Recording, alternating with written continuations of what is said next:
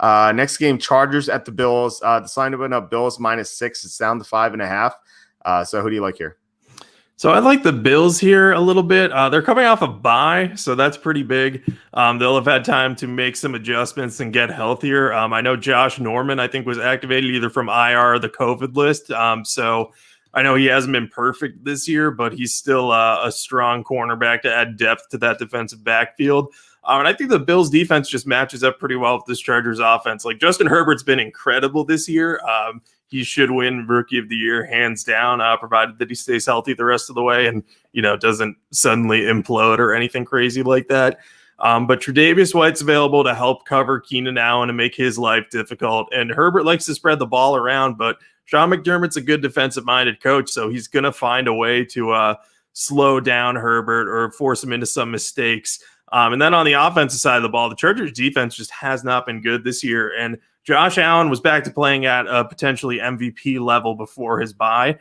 So I think that he's going to play very well in this matchup. He should have all of his weapons at his disposal, except maybe John Brown. John Brown is dealing with an ankle injury. We don't know if he's going to play, but even if he doesn't, Gabriel Davis has looked great in his place this year. So I think they'll move the ball that way. We'll see if they can do anything on the ground. They've stopped using Devin Singletary for some reason. And Zach Moss is getting all the carries, even though he's just kind of plodding forward for 2 yards at a time. But maybe they have some master plan to improve the run game coming out of the bye.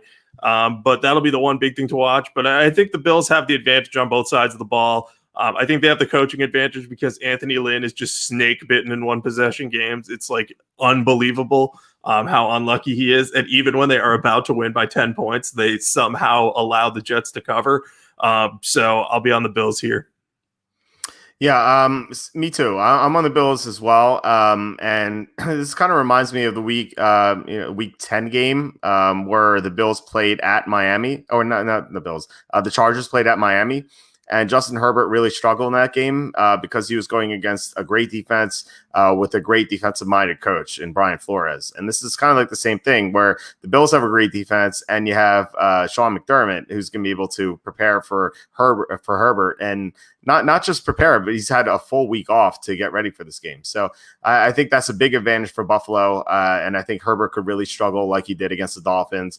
And Josh Allen, he had some struggles, in October, but he was dealing with a shoulder injury and now he's healthy again. So I think, if Allen never got hurt and the Bills won some of those games that they lost, and they had a better record, obviously, then the spread would be higher. And so I think there's a lot of enthusiasm for the Chargers.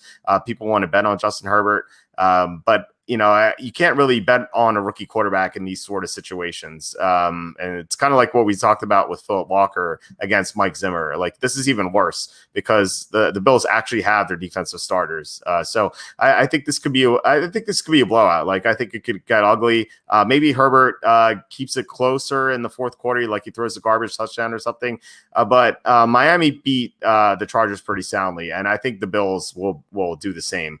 So while you were talking, I looked up. I was curious about how teams have done after playing the Ravens this year, and they're 3-6 against the spread.